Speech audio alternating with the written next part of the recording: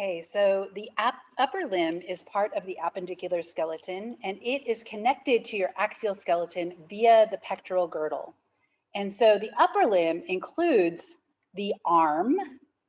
So when we talk about the arm, this is like the brachial region of your body.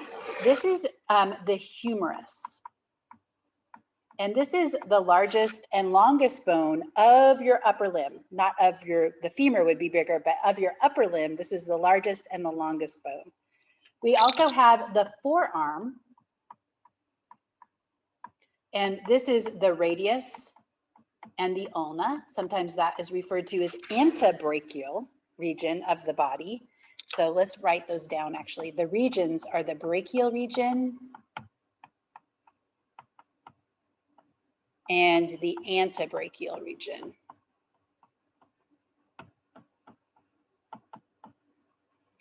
Now, one thing about the radius and the ulna is that they actually are bones that can rotate and kind of cross on each other. And so we're going to talk about the significance of being in anatomical position, which is where your hands, the palms of your hands, are facing outward. And when you do that, if you put your arm down by your side of your body and face your arm away, palm away, then what happens is that the radius and the ulna bones are actually aligned so that they're straight together. So these are two smaller bones that are in the forearm. We then have the wrist region. And this region would be the carpal bones or the carpal region. And there's actually 8 bones in your wrist. These are short bones. And there's actually quite a bit of movement in your wrist. There's sliding, gliding movements of the joints in the wrist. We also have the hand,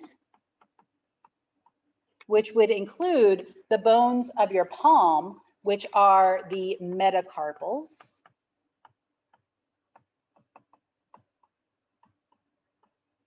And there are 5 of those. And then also we have in the fingers, the phalanges. And in some fingers, we have 3 phalanges, so a total of 14 bones in each hand in the phalanges. Okay, so let's look at a diagram of this. This is the humerus.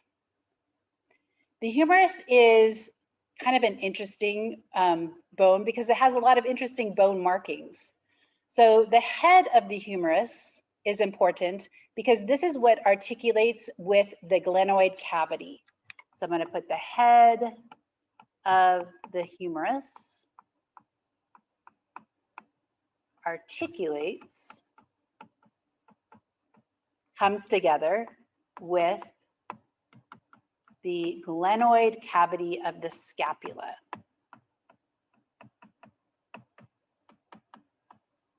So notice here that I'm including in my articulation both the bones, which would be the humerus and the scapula, and I'm also including the bone markings.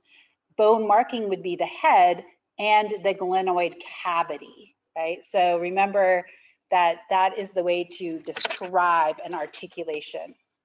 Now, if we look at the humerus, we have what is called the anatomical neck right here, which is a little bit superior to the surgical neck. So the surgical neck, it's called that because that is generally where your humerus breaks. So the surgical neck is where it breaks, but this is also the anatomical neck. And then we have these like tubercles. Tubercles are like bony processes where muscles are going to attach. And so on the outside, lateral side, we have the greater tubercle, and then we have the lesser tubercle.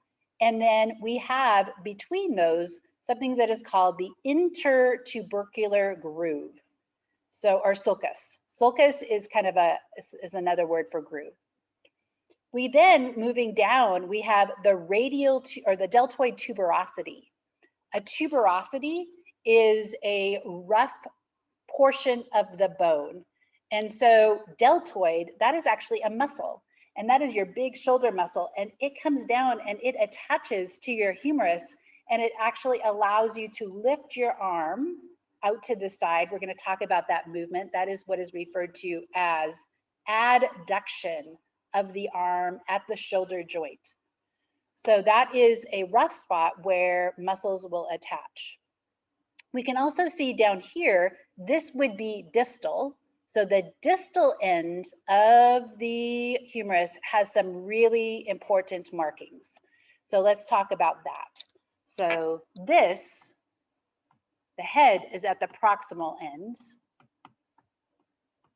We could talk about the distal end. And we have two important markings here specifically because they articulate with the radius and the ulna. So at the distal end, we have a process that is called the capitulum. And the capitulum, you could remember, it looks kind of like a cap. It looks like it's a round knob. So we have the capitulum. And the capitulum of the humerus articulates with the head of the radius.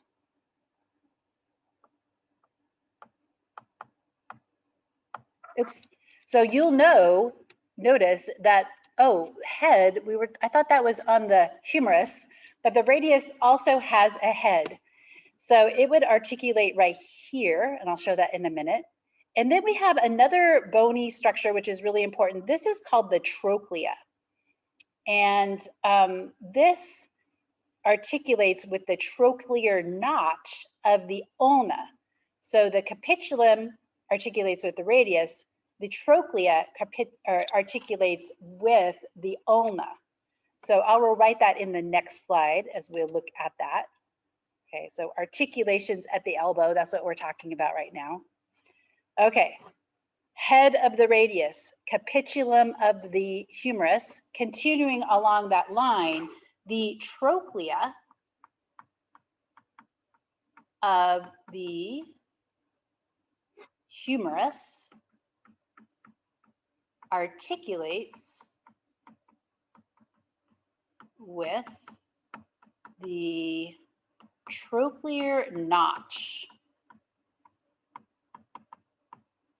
of the ulna.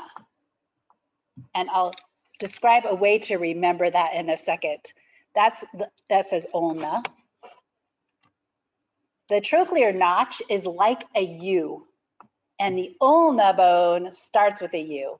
So you can't really see it here, but this is the trochlea right here. This is the trochlea right on the other side. Let's see if we have a better picture of that. Oh, here we go. Here's the better picture of it. So this is my trochlear notch of the ulna bone.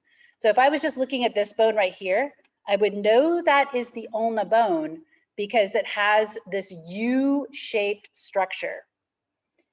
This head region of the radius, and then your wrist, if we look at it, it has these processes, styloid processes. Remember we talked about the styloid process that comes off of your temporal bone. That is like a projection that's like a pencil or a pen, so a stylus. So if I look at this, my bones right here, my wrist bones, when those knobs that stick out, those are not carpal bones. Those are my ends of my radius and my ulna. So if I turn my hand, let's see, which way would it be? It would be this way. If I turn here, this is my styloid process of my ulna. It's actually bigger, and it's on the pinky side of my hand. And then the styloid process of my radius is smaller, but it is on the thumb side. And so the way to remember that is that we have the radius in anatomical position is on the thumb side. And I think they even mentioned this in your book. This would be like Teddy Roosevelt. That's just a mnemonic device to remember radius thumb. Now, if I cross my hands over, like if I rotate my arm, then it gets confusing. So don't do that. So always look, and I'm doing it right now because I can't show you my body, my whole body with this camera. Okay, so the ulna is on the pinky side.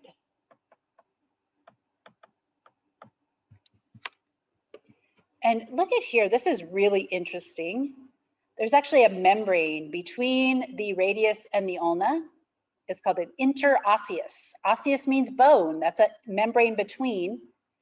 And the other thing that's interesting is that the radius and the ulna also articulate with one another.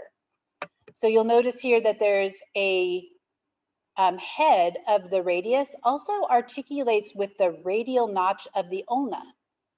And then down here, oh my gosh, there's a head on the ulna too, and it articulates with the ulnar notch on the radius. So there's articulation between the radius and the ulna, as well as between the radius and the ulna and the humerus, right?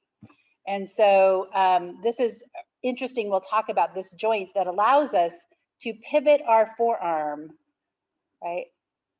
It's a very interesting joint. Okay, so let's go back up.